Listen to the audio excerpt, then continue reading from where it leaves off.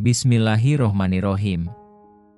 Assalamualaikum warahmatullahi wabarakatuh. Alhamdulillah, ucapan syukur kepada Allah Subhanahu wa Ta'ala yang pada hari ini kita kembali lagi dalam keadaan sehat, dan dengan nikmat tersebut kita harus lebih bersyukur lagi sehingga kita dapat melanjutkan pembahasan tentang Nabi Isa alaihi salam yang akan kita mulai kembali di part 2 ini. Selamat mendengarkan.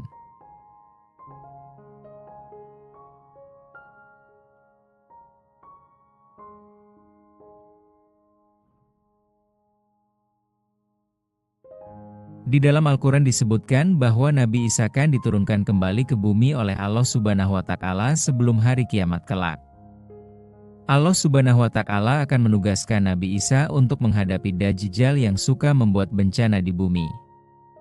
Turunnya Nabi Isa kembali ke bumi Nabi Isa alaihi salam, sehingga kini masih hidup, dan hanya Allah Subhanahu wa Ta'ala saja tahu di mana Nabi Isa ditempatkan. Dari keterangan hadis Nabi Muhammad Shallallahu Alaihi Wasallam, diceritakan bahwa menjelang hari kiamat akhir zaman, Nabi Isa akan diturunkan oleh Allah Subhanahu wa Ta'ala dari langit ke bumi. Peristiwa itu tergambar dari hadis berikut. Tidak ada seorang nabi pun antara aku dan Isa, dan sesungguhnya ia benar-benar akan turun dari langit. Apabila kamu telah melihatnya, maka ketahuilah bahwa ia adalah seorang laki-laki berperawakan tubuh sedang, berkulit putih kemerah-merahan. Ia akan turun dengan memakai 2 lapis pakaian yang dicelup dengan warna merah, kepalanya seakan-akan meneteskan air walaupun ia tidak basah. Hr. Abu Dawud. Sekelompok dari umatku akan tetap bertempur dalam kebenaran secara terang-terangan sampai hari kiamat, sehingga turunlah Isa ibnu Maryam, maka berkatalah pemimpin mereka, Al-Mahdi, kemarilah dan imamilah sholat kami. Ia menjawab, tidak, sesungguhnya sebagian kamu adalah sebagai pemimpin terhadap sebagian yang lain, sebagai suatu kemuliaan yang diberikan Allah kepada umat ini, umat Islam. Hr. Muslim dan Ahmad.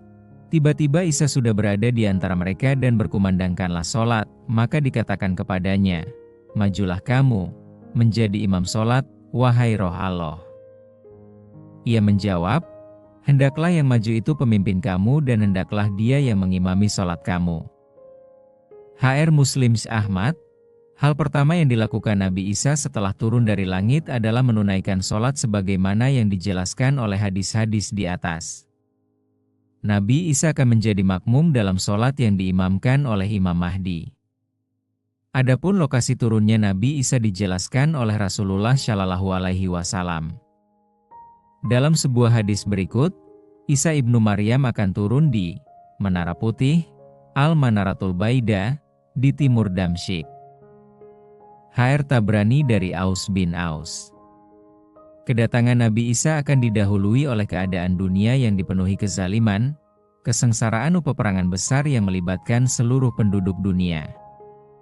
Setelah itu kemunculan Imam Mahdi yang akan menyelamatkan kaum muslimin. Kemudian kemunculan Dajjal yang akan berusaha membunuh Imam Mahdi. Setelah Dajjal menyebarkan fitnahnya selama 40 hari, maka Nabi Isa akan diturunkan dari langit untuk menumpaskan Dajjal.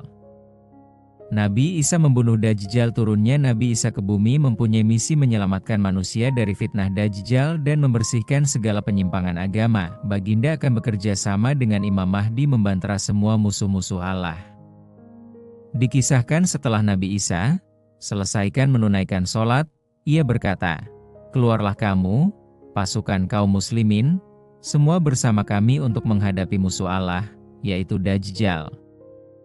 Lalu mereka pun keluar, kemudian ia, Isa, dilihat oleh Dajjal yang laknat yang baru saja mendakwa kepada manusia, bahwa ia adalah raja yang mendapat petunjuk dan pemimpin yang arif serta bijaksana, bahkan mengaku sebagai Tuhan yang Maha Tinggi.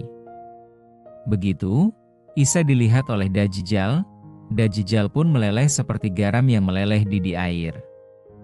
Kemudian Dajjal melarikan diri, akan tetapi ia dihadang oleh Isa di pintu kota Lut di Palestina. Sekiranya Isa membiarkan saja hal ini, maka Dajjal akan hancur seperti garam dalam air. Akan tetapi Isa berkata kepadanya, sesungguhnya aku berhak untuk menghajar kamu dengan 1 pukulan. Lalu Nabi Isa menombak dan membunuhnya. Maka Nabi Isa memperlihatkan kepada semua orang darah Dajjal di tombaknya. Maka tahu dan sadarlah para pengikut Dajjal dari kalangan Yahudi, bahwa Dajjal bukanlah Allah. Jika benar apa yang didakwakan Dajjal, Dajjal mengaku sebagai Tuhan, tentulah Dajjal tidak akan dapat dibunuh oleh Nabi Isa. Nabi Isa akan menyelamatkan manusia dari fitnah Yajuj dan Majuj. Salah satu tugas besar beliau setelah membunuh Dajjal adalah menyelamatkan umat manusia dari fitnah Yajuj dan Majuj. Dikisahkan, fitnah dan kejahatan mereka, Yajuj dan Majuj, sangat besar dan menyeluruh, tiada seorang manusia pun yang dapat mengatasinya.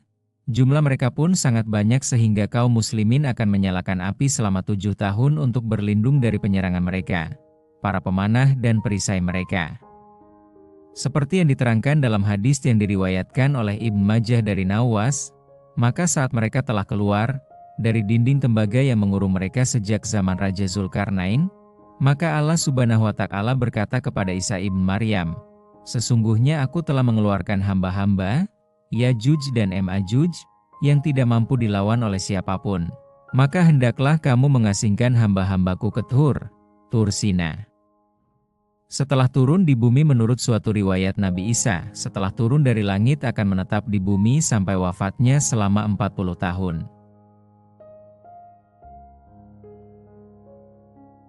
Ia akan memimpin di bumi dengan penuh keadilan, sebagaimana yang diceritakan dalam hadis berikut. Demi yang diriku berada di tangannya, sesungguhnya Ibnu Maryam hampir akan turun di tengah-tengah kamu sebagai pemimpin yang adil, maka ia akan menghancurkan salib, membunuh babi, menolak upeti, melimpahkan harta sehingga tidak seorang pun yang mau menerima pemberian, dan sehingga satu kali sujud lebih baik dari dunia dan segala isinya. Hr. Bukhari, Muslim, Ahmad, Nasai, Ibnu Majah dari Abi Hurairah, diceritakan dalam sebuah hadis bahwa Nabi Isa akan melaksanakan haji. Demi zat yang diriku berada di tangannya, sesungguhnya Ibnu Maryam akan mengucapkan tahlil dengan berjalan kaki untuk melaksanakan haji atau umrah atau kedua-duanya dengan serentak. Hr. Ahmad Muslim dari Abi Hurairah. Janji Allah pasti berlaku pada semua hambanya. Semua yang bernyawa pasti akan mati. Begitu juga Nabi Isa. Setelah menjadi pemimpin yang adil di akhir zaman, Allah Subhanahu wa Ta'ala akan mewafatkan Nabi Isa. Hanya Allah Subhanahu wa Ta'ala saja yang tahu bila dan di mana Nabi Isa akan diwafatkan. Setelah wafatnya Nabi Isa, dunia kemudian akan mengalami kiamat. Wallahu a'lamu bishawab. Semua jiwa pasti akan merasakan kematian. Kalian akan dipenuhi ganjarannya hanya pada hari kiamat. Quran Surat Ali Imran 185. Nabi Isa alaihi salam tidak dikecualikan dari ayat ini. Beliau juga akan meninggal sebagaimana umumnya manusia. Hanya saja tidak sekarang tapi di akhir zaman, setelah Allah turunkan kembali beliau, dengan membawa misi membunuh Dajjal, orang kafir, dan memenuhi bumi dengan keadilan bersama kaum muslimin. Mukjizat Nabi Isa sebagai salah satu nabi yang memiliki julukan Ulul Azmi. Para ahli tafsir mengatakan bahwa Isa menghidupkan 4 orang. Pertama, Al-Azir yaitu temannya, kemudian 2 orang anak laki-laki dari seorang tua dan seorang anak perempuan satu-satunya dari seorang ibu. Mereka adalah 3 orang yang mati di zamannya dan Isa membangkitkan pula Sem bin Nuh atas permintaan orang Yahudi. Mukjizat Nabi Isa diantaranya adalah, lahir tanpa adanya seorang ayah dapat berbicara sewaktu masih bayi, untuk menerangkan bahwa ia seorang nabi yang diutus untuk Bani Israel bisa mengetahui Taurat asli Musa, yang disembunyikan dan telah mengalami banyak perubahan yang dilakukan oleh orang-orang cerdik dari kaum Yahudi membentuk tanah seperti burung kemudian meniupkan roh, lalu tanah itu menjadi burung menyembuhkan orang buta menyembuhkan orang yang berpenyakit sopak menghidupkan kembali orang Yang telah mati diberi kemampuan melihat hal-hal yang gaib melalui panca inderanya meskipun ia tidak menyaksikannya secara langsung menurunkan makanan dari langit karena permintaan Hawariyun. Demikianlah kisah Nabi Isa yang sudah dirangkum dari berbagai sumber. Semoga bermanfaat dan kita dapat mengambil pembelajaran dari kisah Nabi Isa. Terima kasih, jazakumullahu khairan.